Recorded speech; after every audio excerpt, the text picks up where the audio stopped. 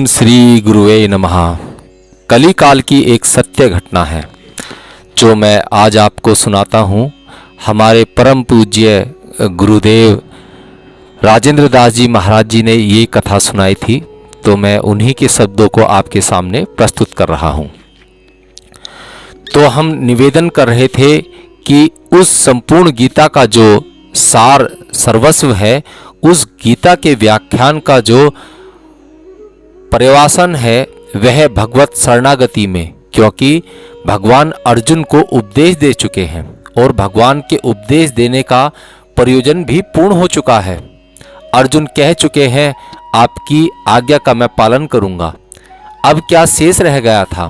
फिर भी भगवान ने शरणागति का उपदेश दिया।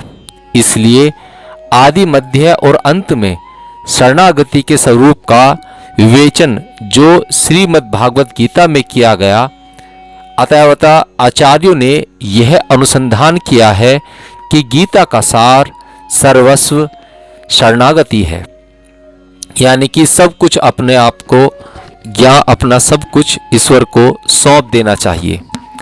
इसलिए अंतिम चरम मंत्र इसको कहते हैं, सर्व धर्मान प्रजत्ये मम करेन शरणम ब्रज हवा सर्व पापे मोक्ष्यामि मास। ये चरम मंत्र श्री रामानुज संप्रदाय में तो इसी को चरम मंत्र माना गया है, यानी कि शरणागति को ही माना गया है। अब क्या बाकी रह गया था? बहुत ध्यान देकर सुनने की बात, संपूर्ण मद् भागवत गीता का सार शरणागति है और महाराज जी शरणागति का सार है भगवान नाम। शरणागति का सार, शरणागति का प्राण भगवान नाम है और यह उपदेश खुलकर भगवान ने गीता में कहीं नहीं किया था। नाम का उपदेश भगवान को करने की इच्छा होवे तो भगवान को भी आचार्य स्वरूप में अवतार लेना पड़ता है। दक्षिण भारत की घटना है, इसी कलिकाल की है। लगभग 1000 वर्ष से अधिक हो चुका है। श्री भाष्यकार शेष अवतार भगवान स्वामी श्री रामानुजाचार्य जी को प्रकट हुए। दक्षिण की भूतपुरी में उनका जन्म हुआ था। अद्भुत कार्य किया उन्होंने। सैकड़ों त्रिदंडधारी यति अपने शिष्य बनाए और उन शिष्यों सहित वे जब श्री मेलकोट्टा में तिरुनारायण स्वामी का दर्शन करने पधारे, 12 ऊर्ध्व पुंडरीक तिलक, गैरिक का वस्त्र, सबके हाथ में त्रिदंड, सबकी जुबान पर भग नाम के ऐसे वैष्णवों को आचार्य के सहित देखकर कि भगवान नारायण भी बहुत प्रसन्न हो गए और स्वामी जी भगवान ने हाथ का झाला देकर श्री रामानुजाचार्य जी के निकट बुलाया। बोले, आप आचार्य हो, सबका समाधान करते हो। हमारे भीतर भी एक जिज्ञासा है, उसका आप समाधान करें। तो आचार्य चरण समझ गए कि ठाकुर तो ठाकुर हैं, नटवर नागर हैं, लीलाधारी हैं और लीला करना चाहते हैं। लीला करना इनका काम है, इनका स्वभाव है। कोई न कोई लीला करना चाहते हैं, तो लीला कोई करे तो फिर लीला में अपना जो अभिनय है, अपना जो विनय है वह भी ठीक रखना चाहिए। तो बोले, हम आपकी जिज्ञासा का समाधान नहीं कर सकते। कहा, क्यों? सबका समाधान करते हैं, हमारा समाधान क्यों नहीं करेंगे? बोले, आप अमर्यादित तरीके से पूछ रहे हो। बिना पूछे किसी को बताना नहीं, और पूछने की एक पद्धति है, एक तरीका है। उससे हटकर कोई पूछे उसको भी नहीं बताना चाहिए। आपने स्वयं गीता में कानून बनाया है। आप राजाधिराज बने स्वर्ण सिंहासन पर बैठे हो और हम खड़े हैं आपके सामने। बताओ, क्यों बताएं हम आपको समाधान? मर्यादा से पूछो तो बताएंगे। अब क्या था? ठाकुर जी हंसने लगे। बोले, हम भूल गए थे अपनी बात, अपना कानून आपने याद दिला दिया। अच्छा किया।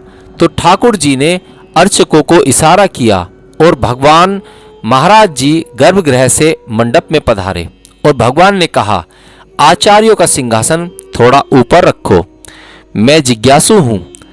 हमारे आसन में से आचार्य को जो आसन है उसे ऊपर रखना। ये सत्य घटना है इसी कलिकाल की। हाथ जोड़कर भगवान ने कहा, हे आचार्य चरण, हम आपसे यही पूछते हैं कि हमने रामावतार में समुद्र की साक्षी में प्रतिज्ञा की, एक बार मेरी शरण में आकर और ये कहे कि हे नाथ मैं तुम्हारा हूं, तो मैं उसे प्राणी मात्र से अभय प्रदान कर देता हूं, शरणागतों की रक्षा करता हूं, उसे हर चिंता से मुक्त कर देता हूं। इस प्रकार की घोषणा करने के बाद भी रामावतार में गिने चुने लोग ही हमारी शरण में आए। काकम चमच विभूषणम, एक कौवा आया, वो भी नारद जी के द्वारा धक्का दिया गया, तब आया। नारद जी विकल जयंता, ला दया कोमल चित संता। नारद जी ने कहा कि उनका प्रभाव तो देखने गए थे, प्रभाव तो तुम्हारी समझ में आ गया, अब जाओ स्वभाव देखने, चरणों में जाओ। एक तो कौवा आया, दूसरा सुग्रीव आया, वह भी समझाने बुझाने पर मार खा के आया, और तीसरा विभीषण आया। भीड़ इकट्ठी हो जानी चाहिए थी। प्रभु मैं आपका हूं, आपकी शरण में हूं, और मैं आपकी शरण में आया हूं। गिने चुने 3-4 लोग शरण में आए। कृष्ण अवतार में भी गिने चुने 3-4 लोग ही शरण में आए। लंबी लंबी घोषणा करने के बाद भी, सर्वधर्म परिचित करने के बाद भी, इस कलिकाल में आपने ऐसा कौन सा जादू कर दिया, ऐसा कौन सा चमत्कार कर दिया कि आपकी शरण में भक्तों की लाइन लगी हुई है। इतने जीवों का आपने संसार छुड़ा दिया है, उनको प्रपत्र बना दिया, सुपात्र बना दिया, इतने जीवों को शरणागत बना दिया। यह रहस्य हम भी जानना चाहते हैं। जो काम अवतार लेकर हम नहीं कर पाए, वो काम आपने करके दिखा दिया। तो आचार्य चरण बोले, भाई यह जिज्ञासा तो आपकी बिल्कुल ठीक है, पर यह बड़ी रहस्य की बात है। रहस्य की बात इतनी भीड़ भाड़ में नहीं कही जा सकती। अरे भाई, जब ऐसा था तो गर्भगृह में ही संवाद कर लेते। इतना नाटक किया, आप कहते भीड़ में नहीं कहेंगे। तो ठाकुर जी बोले, कान में ही कह दो। क्या कान में कह दो? तो श्री रामानुजाचार्य जी ने अपना ही अचला ठाकुर जी के मस्तक पर डाल दिया, मस्तक पर रख दिया, और उनके दाहिने कान में अष्टाक्षर मूल मंत्र का उच्चारण कर दिया। नारायण मंत्र का उच्चारण उन्होंने कर दिया, वो भी एक बार नहीं, स्वामी जी ने 3-3 बार बोलकर मंत्र का उच्चारण कर दिया। भगवान हंसने लगे, बोले, आपने समाधान तो किया नहीं। ऐसा तो आप लोग चेलों के कान में मंत्र फूंकते हुए करते हैं। बोले, बस यही समझ लो प्रभु, मेरे पास और कुछ नहीं है। आपका नाम है, आपका नाम सुना सुना के ही इतने जीवों को मैंने शरणागति प्राप्त करवाई है, शरणागत किया है। नाम का उपदेश देने के लिए भगवान को भी जब इच्छा होती है तो वे श्री रामानंदाचार्य भगवान के रूप में प्रकट होते हैं, वे श्री निम्बकाचार्य भगवान के रूप में प्रकट होते हैं, वे श्री शंकराचार्य भगवान के रूप में प्रकट होते हैं, वे श्री रामानुजाचार्य भगवान के रूप में प्रकट होते हैं, वे श्री भगवान आचार्य के रूप में प्रकट होते हैं, वे श्री वल्लभाचार्य के रूप में प्रकट होते हैं, वे श्री माधवाचार्य के रूप में प्रकट होते हैं।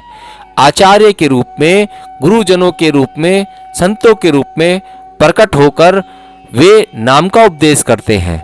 जो भी प्रभु की शरण में जाता है वो सभी चिंताओं से मुक्त हो जाता है। हरि ओम।